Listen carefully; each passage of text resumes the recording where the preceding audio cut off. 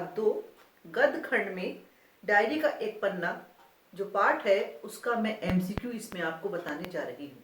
ये video MCQ से संबंधित है। इसके बाद मैं एक वीडियो आपके लिए और अपलोड करूंगी जिसमें पाठ की व्याख्या और पाठ के प्रश्नोत्तर आपको समझाऊंगी। तो आइए, पहला प्रश्न इसका है, सीताराम सेकसरिया द्वारा लिखित पाठ का नाम है डायरी का एक पन्ना, डायरी का पन्ना, डायरी के पन्ने, कार्यकर्ता की डायरी। सही इसका उत्तर है डायरी का एक पन्ना। कुछ प्रश्न लेखक से संबंधित हैं।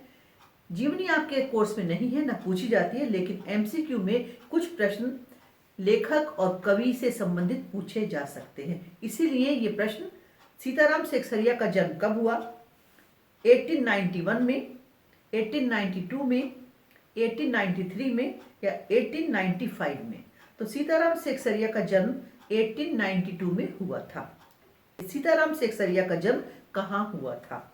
राजस्थान के चुरू में, राजस्थान के अजमेर में, राजस्थान के नवलगढ़ में, राजस्थान के जयपुर में। तो जहां उनका जन्म हुआ था उस जगह का नाम है राजस्थान का नवलगढ़।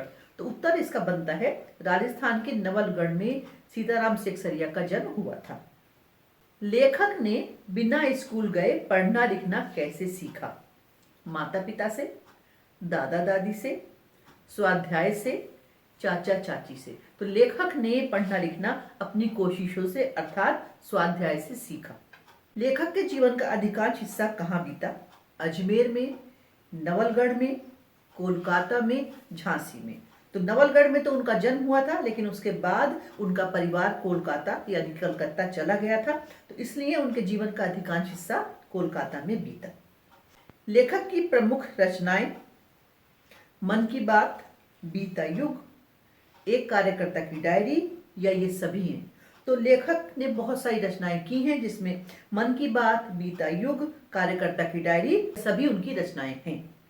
लेखक की भाषा पर दूसरी कौन सी भाषा का प्रभाव दिखाई देता है? बंगला, कन्नड़, तेलुगु, तमिल। तमिल, तेलुगु, कन्नड़ हमारी दक्षिण भारतीय परिवार की भाषाएं हैं। तो लेखक की भाषा पर बंगला का असर दिखाई देता है क्योंकि उनका परिवार कोलकाता चला गया था। सीताराम सेकसरिया को कौन सा सम्मान मिला? पद्म भूषण, पद्मश्री, पद्म विभूषण, साहित्य अकादमी। तो इनको पद्मश्री सम्मान मिला था। सीताराम सेकसरिया को पद्मश्री से कब सम्मानित किया गया? यानी कि हमको ईयर बताना है, साल बताना है। 1961, 1962, 1965, 1967। तो इनको पद्मश्री से 1962 में सम्मानित किया गया था। डायरी का एक पन्ना कहानी कब लिखी गई? 26 जनवरी 1930 को, 26 जनवरी 1931 को, 26 जनवरी 1963 को, 26 जनवरी 1965 को। 26 जनवरी 1931 को लिखा था। 26 जनवरी 1930 को कौन सा स्वतंत्रता दिवस मनाया गया? दूसरा, पहला, तीसरा या कोई नहीं? तो पहला स्वतंत्रता दिवस मनाया गया। बड़े बाजार के मकानों पर कौन सा झंडा फहराया गया? काला झंडा, राष्ट्रीय झंडा, केसरिया झंडा, हरा झंडा। तो बड़े बाजार के मकानों पर राष्ट्रीय झंडे को फहराया गया था। 26 जनवरी 1931 के आयोजन की जिम्मेदारी किसके ऊपर थी? अविनाश बाबू, गुजराती सेविका संघ, सीताराम सेकसरिया, पूर्णोदास। तो 26 जनवरी 1931 के आयोजन की पूरी जिम्मेदारी सीताराम सेकसरिया अर्थात लेखक पर थी। 26 जनवरी 1931 को दूसरे स्वतंत्रता दिवस के रूप में मनाने के प्रचार में कितने रुपए लगे थे? 4000, 5000, 1000 या 2000? उत्तर है 2000। कोलकाता वासियों ने झंडा कहां पर फहराया? सरकारी संस्थानों पर, बड़े बाजार के मकानों पर, स्कूल कॉलेज में या कहीं भी नहीं? तो कोलकाता वासियों ने बड़े बाजार के मकानों पर झंडे को फहरा दिया था। कोलकाता के अन्य क्षेत्रों में झंडा फहराने से रोकने के लिए पुलिस ने क्या किया था? गवर्नर जनरल कोलकाता गए, गोरखे और सार्जेंट लगा दिए गए, लोगों को घरों में बंद कर दिया गया या सभी उत्तर ठीक है? कोलकाता के अन्य क्षेत्रों में झंडा फहराने से रोकने के लिए गोरखे और सार्जेंट लगा दिए गए थे। सभा का आयोजन कहाँ किया गया था? मारवाड़ी बालिका विद्यालय, जानकी देवी बालिका विद्यालय, शहीद स्मारक के नीचे या बड़े बाजार में? तो शहीद स्मारक के नीचे सभा का आयोजन किया गया था। लड़कियों ने झंडोत्सव कहाँ मनाया? अहिल्या देवी विद्यालय में, जानकी देवी विद्यालय में, मारवाड़ी बालिका विद्यालय में या मोनूमेंट के नीचे? तो लड़कियों ने मारवाड़ी बालिका विद्यालय में झंडोत्सव मनाया था। पुलिस ने बड़े बड़े पार्क और मैदानों को क्यों घेर लिया था? लोग आ जा ना सकें, लोग झंडा ना फहरा सकें, लोग घूमने ना जा सकें, लोग लड़ाई ना कर सकें। तो पुलिस ने पार्क और मैदानों को इसलिए घेरा था कि लोग झंडा ना फहरा सकें। काउंसिल का नोटिस अंग्रेज सरकार के लिए क्या था? धमकी, निवेदन, चुनौती, आदेश?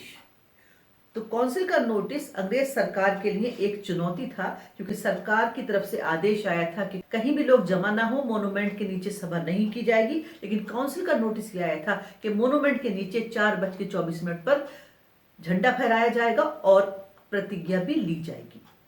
सुभाष बाबू के जुलूस का भार किस पर था? पुरुषोत्तम दास पर, पूर्णो दास पर, अविनाश बाबू पर या मदालसा पर? तो सुभाष बाबू के जुलूस का भार पूर्णो दास पर था।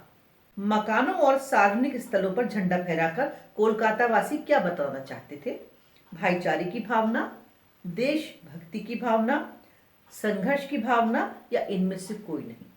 तो सार्वजनिक स्थानों और मकानों पर झंडा फहराकर कोलकाता वासी देशभक्ति की भावना को बताना चाहते थे। काउंसिल के नोटिस में मोनूमेंट के नीचे किस समय झंडा फहराया जाना था? 4:24 पर, 4:25 पर, 4:26 पर, 4:29 पर? काउंसिल के नोटिस के अनुसार 4:24 पर मोनूमेंट पर झंडा फहराया जाना था। अविनाश बाबू कौन थे? बंगाल प्रांतीय विद्यार्थी संघ के मंत्री, बंगाल प्रांतीय विद्यार्थी संघ के सचिव, बंगाल प्रांतीय विद्यार्थी संघ के प्रधान, बंगाल प्रांतीय विद्यार्थी संघ के अध्यक्ष? तो बंगाल प्रांतीय विद्यार्थी संघ के मंत्री थे अविनाश बाबू। पुलिस की लाठियों से किसको चोट लगी? सुभाष बाबू को, क्षितिज बाबू को, अविनाश बाबू को, शेख सरिया? तो शेख सरिया तो हमारे लेखक जी हैं। तो पुलिस की लाठियों से क्षितिज बाबू को चोट लगी थी। सुभाष बाबू जोर से क्या बोल रहे थे? सत्यमेव जयते, तुम मुझे खून दो मैं तुम्हें आजादी दूंगा, वंदे मातरम, भारत माता की जय।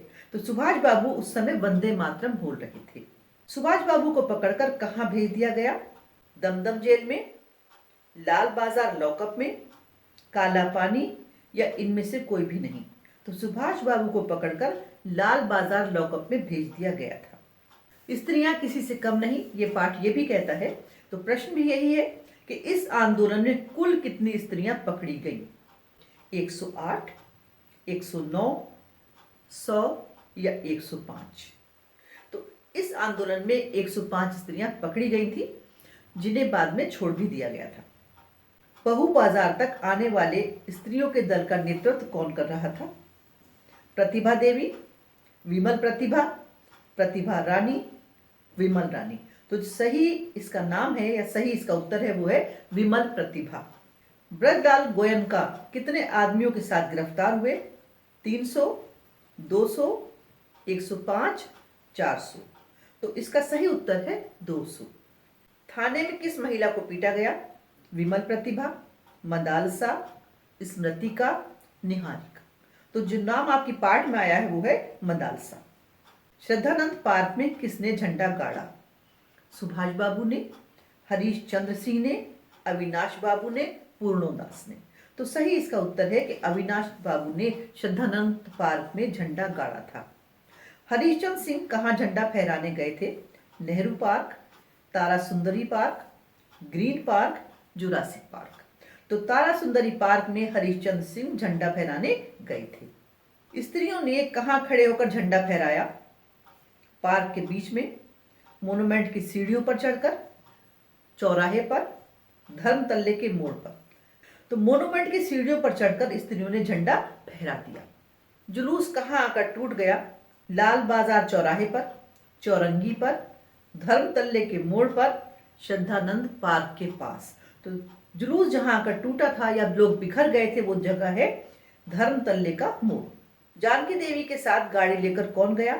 ब्रजलाल गोयनका, सीताराम सेकसरिया, ज्योतिर्मय गांगुली, पुरुषोत्तम राय। तो जो इसका सही उत्तर है वो है सीताराम सेकसरिया। पुलिस की लाठी से लगभग कितने लोग घायल हुए थे? 20, 30, 200, 100। तो पुलिस की लाठी से लगभग 200 लोग घायल हुए थे। डॉक्टर दासगुप्ता घायलों के फोटो क्यों उतरवा रहे थे? अंग्रेज सरकार को दिखाने के लिए, सुभाष बाबू को दिखाने के लिए, सबूत इकट्ठे करने के लिए, या कोई बात भी नहीं है। डॉक्टर दासगुप्ता सबूत इकट्ठा करने के लिए घायलों के फोटो उतरवा रहे थे। डायरी का एक पन्ना पाठ में किस नगर की बात हो रही है? मद्रास, बनारस, कोलकाता, चंडीगढ़। पाठ में कोलकाता की बात हो रही है। लेखक की रचनाओं में किस शैली का अधिक प्रयोग हुआ है? आत्मकथात्मक, अलंकारिक, प्रश्नोत्तर, व्याख्यात्मक। तो लेखक की रचनाओं में आत्मकथात्मक शैली का प्रयोग अधिक हुआ है। डायरी का एक पन्ना पाठ के लेखक कौन है?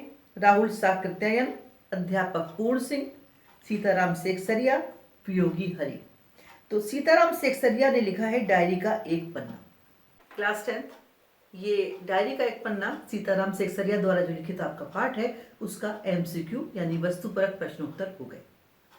वस्तुपरक प्रश्नोत्तर या एमसीक्यू आपको तैयार बहुत अच्छा करना चाहिए क्योंकि हमारा पेपर का बहुत बड़ा हिस्सा एमसीक्यू से ही कवर होगा।